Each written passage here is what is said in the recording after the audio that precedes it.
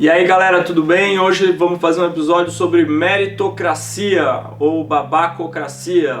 Você já deve ter ouvido falar ao longo da sua vida muitas vezes que não tem que ficar ajudando os outros, não tem que ficar dando peixe, tem que ensinar a pescar. Afinal, se as pessoas estão ali, elas precisam ralar para conseguir as coisas, como se todo mundo tivesse tido e nascido com as mesmas oportunidades. Bom, para você não achar que eu tô falando de um assunto que eu não entendo, afinal eu sou de classe média, sou branco e portanto sou privilegiado, eu vou chamar aqui uma amiga minha que eu admiro muito, que eu acho que pode contar histórias bonitas e inspiradoras para vocês. Meu nome é Tabata, eu tenho 23 anos e sou de um bairro chamado Vila Missionária, que fica na periferia da Zona Sul de São Paulo.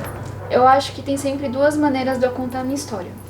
Uma que é uma história quase milagrosa, de muito esforço, superação, e outra que é uma história muito mais real, mas que talvez tenha menos glamour e as pessoas gostam menos de falar sobre. Eu vou falar por que ela está dizendo isso. A Tabata acabou de se formar, há pouquíssimo tempo, em Harvard.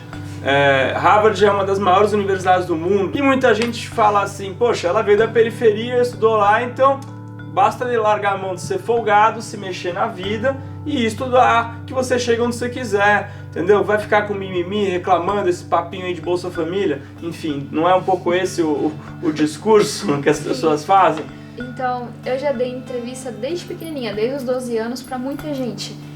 E talvez antes por eu ser pequena eu não percebi o que estava acontecendo, onde era sempre contar a minha história com uma história de herói, com uma história de uma pessoa que se esforçou e deu certo, e meio que pra justificar a desigualdade que a gente tem no Brasil, falando, olha, quem quer consegue, se você realmente quiser ir atrás vai dar certo. Que desigualdade, Tabata, um país tão justo. E eu acho que com o tempo eu fui percebendo que, poxa, muito bacana, a minha história serve pra inspirar muitas pessoas. Eu recebo muitas mensagens todos os dias, isso é incrível. Só que as pessoas não podem achar que se eu conseguir e elas não conseguiram, é porque elas não são boas o suficiente, ou é porque elas não tentaram o suficiente. E eu comecei a pensar que se fosse pra contar a minha história dessa maneira, no final era um desserviço pra sociedade, sabe? Porque eu estava falando, olha, você que não teve as oportunidades que eu tive, que é mulher, que é negro, que é gay, você realmente tem todas as oportunidades que eu tive, você pode fazer o que você quiser, e se você não conseguir é porque você é ruim. E cara, isso é muito errado, é muito ruim mesmo.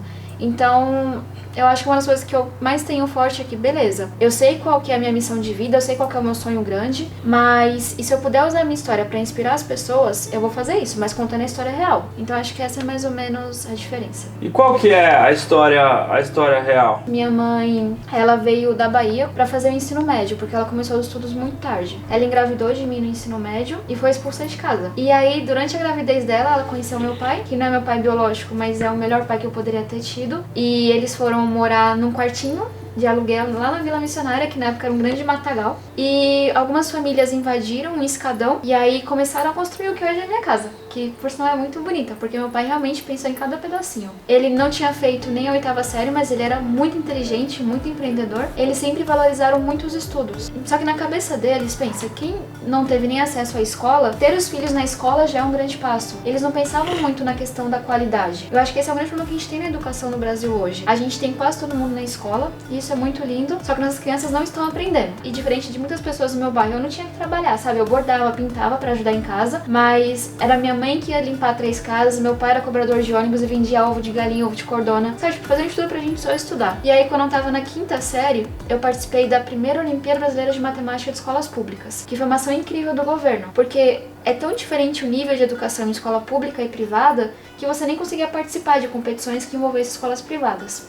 Aí eu fui, fiz, refiz, repensei, apaguei, e aí eu fui bem nessa UBMAP, eu fui uma das primeiras medalhas de prata do Brasil, e fiz um ano seguinte, fui medalha de ouro. Só que, tipo, pra eu conseguir isso, teve uma professora que fez um simulado comigo sábado o dia inteiro. Teve o meu pai que, tipo, conseguiu se livrar do serviço, pegou o ônibus e me levou pra fazer a prova.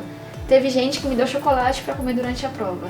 Então, sabe, foram vários fatores que fizeram que eu simplesmente não acabasse a prova e saísse correndo, como todo mundo fez, mas eu fiquei lá. E aí, por ter ganho medalha nessas 2 Olimpíadas, eu ganhei uma bolsa no Etapa, que que é uma escola privada muito boa de São Paulo. E aí, de novo, a gente pode desconstruir pra mostrar como é que foi. Na época, eles decidiram que ia dar só pros alunos que foram medalhistas de ouro. Então eu fiquei fora, não ia ganhar a bolsa. E aí o meu professor que me dava aula no cursinho, ele foi falar com a direção, falou, olha, a Tabata não passa no critério. Ela é a mais nova da sala, ela tá na 5ª série, todo mundo que ganhou ouro tá na 6ª série. Ela se esforça muito, eu vejo que o pai dela, tipo, vem trazer ela de ônibus todos os dias, a etapa é muito longe da minha casa. E aí eles reviram as regras e falaram, beleza, vamos apostar na Tabata. E aí eu cheguei lá no primeiro ano, arraso, total, porque eu não sabia que era química, matemática, sabe, tipo, o pessoal era muito avançado, eu tinha uma matéria pra cada coisa, eu tinha ciências. E aí... Ciências. eu me desesperei, eu fui muito mal no começo e pensei, putz, não é pra mim. E, sabe, pela primeira vez, olhavam pro meu sapato e faziam uma piadinha. Perguntavam se eu tinha visto drogas ou arma na minha escola pública. E deu eu nunca vi, sabe, tipo... Então, eram mundos muito diferentes. E foi a primeira vez que eu percebi como o Brasil era desigual. A gente via nossos amigos, tipo, morrendo. Eu via um cara que, sabe, ele era o dono da boca. Ele cuidou de mim quando eu era pequena. Você acha umas coisas muito bizarras. Ainda assim, sabe, eu tive uma educação incrível dos meus pais. E a gente falava, nossa, mas você é tão educada. Eu, tipo, que isso tem a ver com de onde eu venho, né? E eu fiquei muito mal, e eu pensei, caramba, esse mundo é muito injusto. Por que que as pessoas assumem esse monte de coisa sobre mim? Por que minha roupa é assim e a deles não é? E o primeiro sentimento foi de muita revolta, de, putz, isso é muito injusto, eu nunca fiz nada pra merecer isso. Mas o segundo sentimento muito forte foi de, caramba, eu tive uma oportunidade incrível de eu ter acesso, não é uma escola, é um mundo que coexiste a 2 horas do meu mundo, eu nem conhecia, e é tudo por causa da educação. Então acho que foi aí que o bichinho da educação me picou e eu falei, não, tenho que trabalhar com isso, sabe? Tá, é aí o caminho pra gente acabar com a desigualdade. Um professor um dia viu que eu tava indo sem almoçar, porque meu pai tava ficando internado muitas vezes, ficando afastado, e a gente tava sem dinheiro, minha mãe era só diarista, eu cuidava de casa. E aí o professor começou a pagar a minha alimentação. E aí teve outro momento que realmente não tinha mais condições, eu não tava conseguindo estudar, ia sair da escola, eles me colocaram em um hotel pra que eu pudesse ganhar essas 4 horinhas, 3 horinhas de ônibus e estudar mais. E começaram a pagar a minha alimentação, porque eu tava bem mal nutrida. E essas coisas ficam de fora da história. No final das contas, meu primeiro sonho grande era representar o Brasil em uma competição internacional de ciências. Eu fui para 5 competições. Isso é muito difícil. E eu ganhei medalhas, eu fui a primeira de astronomia da América Latina e foi incrível. Mas será que eu teria conseguido alguma dessas coisas se eu não tivesse bem alimentada nos meus últimos 2 anos? Se eu não tivesse ganho 3 horas a mais de estudo? Porque eu simplesmente morava do lado da escola e eu tinha a biblioteca para mim 24 horas. E acho que a gente começar a entender que as pessoas não se fazem sozinhas. E aí são 2 coisas, não é só ter a oportunidade, é ter, acreditar que aquilo é pra ti. Eu tinha uma rede de professores incríveis que falavam pra mim que eu merecia, que eu conseguia. Fomentou a sua autoestima. Com certeza. E meu irmão tinha o meu exemplo, de uma pessoa que estudou pra caramba e conseguiu. E ele terminou o ensino médio sem nunca ter tido uma aula de química. E detalhe, meu irmão estudou no centro de São Paulo, sabe? Capital. Era periferia, mas era capital. Não foi no interior de Manaus ou no interior do Maranhão. Ele obviamente não passou em nenhum vestibular. Porque eu falei, olha, vamos fazer cursinho. Pra você estudar, você vai conseguir. Ele falou, não, eu não vou fazer cursinho porque faculdade é coisa de rico ou de gênio. Ele fez o cursinho à força, literalmente no começo, trabalhou, se esforçou pra caramba e aí entrou na USP, na Unicamp e na UFRJ. Então qual a tua conclusão sobre as pessoas, principalmente meus amigos de banco, que assim martelam o conceito de meritocracia até não poder mais? O que você tem a dizer para eles? Meritocracia é um conceito muito bonito, mas que não funciona no Brasil agora. Eu acho que, beleza, se a gente conseguisse dar oportunidades iguais para as pessoas, entender que as pessoas têm inteligências diferentes e ajustar um monte de coisa na sociedade e na cultura, faz sentido, quem se esforça mais leva. Mas a gente está tão longe disso, que o conceito se perde no contexto do Brasil, sabe? E de muitos países hoje em dia. E eu acho que o diferencial de Harvard é que eles olharam para minha trajetória. Eu fui muito privilegiada, sabe? No momento que eu cheguei para fazer o application, eu já tinha várias vantagens, mas eu tinha conseguido uma bolsa para estudar inglês 1 ano antes. Eu quase não falava inglês quando eu fui. Mas eles olharam, olha, se ela conseguiu aprender tanto em 1 ano, ela vai conseguir aprender o resto aqui. Eles olharam e viram que beleza. Às vezes eu não tinha, tipo, eu nunca tinha feito natação, balé e todo mundo faz, porque o pessoal da minha barra não faz isso, sabe? Não é uma realidade. Mas eles viram, caramba, mas ela fundou um projeto social e ela tá tentando, e ela fez aula de dança na igreja. Você já viu um cartoon que tem na internet, às vezes, sobre meritocracia, que tem um elefante? Dos animaizinhos. É. Tipo, pensar que as pessoas não só saem de lugares diferentes, mas são diferentes. E que beleza você recompensar elas pelo talento e pelo mérito delas. Desde que você olhe de onde elas saíram, quais foram as chances reais que elas tiveram. Você se sentiu, de certa forma, a sua história usada? Sim, bastante. Por quê? Porque é mais bonito, né, contar a história do herói. E isso é inspiracional, isso enche as pessoas de alegria e motiva elas. Agora, você contar pra elas que pra elas conseguirem, elas precisam de 1 milhão de coisas que deem certo e 1 milhão de coisas que, sabe, que se combinem e pessoas que as ajudem, é mais pesado para a sociedade, né? Porque você coloca a culpa não mais no indivíduo que não consegue, mas na sociedade que cresce a desigualdade como um todo. E conta um pouquinho como é que foi a emoção e como é que é ter estudado em Harvard. 4 dias depois que eu passei, meu pai faleceu. Acho que foi a maior montanha-russa da minha vida, de realmente o momento mais feliz, o momento mais triste.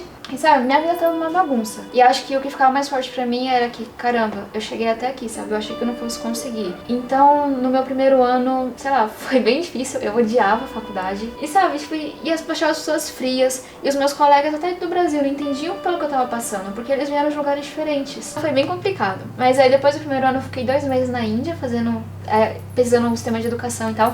Aprendi inglês. Tanto que eu tenho um pouquinho de sotaque indiano e me amo bastante por isso. As coisas se tranquilizaram, minha mãe foi ficando melhor, meu irmão começou a faculdade. E aí eu comecei a amar Harvard. Eu percebi que eu não queria ser cientista, não tinha mais como ficar no laboratório nos Estados Unidos. Eu queria ser política e trabalhar com jovens, sabe? Fazer bagunça e voltar pro Brasil. Logo depois surgiu o Mapa Educação, que aí o Fê fez parte com a gente, é um dos fundadores. E aí eu comecei a encontrar realmente significado, sabe? Tipo, é isso que eu amo, é você mobilizar o jovem, é você fazer debate com pessoas que geralmente não se falariam, é você desconstruir ideia. Minha cabeça fez assim na faculdade, sabe? Eu venho de uma família nordestina, conservadora, e aí que eu cheguei lá e comecei, tipo, a repensar tudo que eu acreditava sobre o mundo. Meu segundo ano foi muito, sabe, tipo, foi um período, assim, de mudanças. E aí o mapa começou a ganhar corpo, ganhar time, a gente começou a trabalhar mais. E aí eu tinha certeza absoluta, aí eu voltei pro Brasil pra realmente, sabe, fazer barulho e começar, tipo, a criticar as coisas, entender que as coisas não tem que ser como elas são agora. É isso, então acho que Harvard me ensinou, sabe, a criticar o que a gente vê, a não simplesmente aceitar, me ensinou que é ok você ser diferente de várias maneiras, me ensinou a amar essa diferença, questionar essa desigualdade e por aí vai. Com certeza, eu não seria a mesma pessoa se eu não tivesse passado por esse período incrível que eu sei que pouquíssimas pessoas têm acesso, e que é um privilégio de muitas maneiras. Eu sou muito, muito grata por estar viva e por ter tido essa experiência e conhecer esses mundos tão diferentes. Nem tanto ao céu, nem tanto ao mar, é essa expressão, nem tanto ao céu, nem tanto ao vento, não sei. Acho que vale a pena pensar aonde que é o conceito de meritocracia se aplica e onde ele não se aplica. Se você gostou, dê like, compartilhe. O episódio da semana passada tá aqui, o da outra semana tá aqui. Talvez você esteja se perguntando por que uma hora eu apareço de cabelo curto, outra hora de cabelo comprido. Simples, eu gravei uma coisa antes, outra depois. Tchau, é nóis, semana que vem tem mais.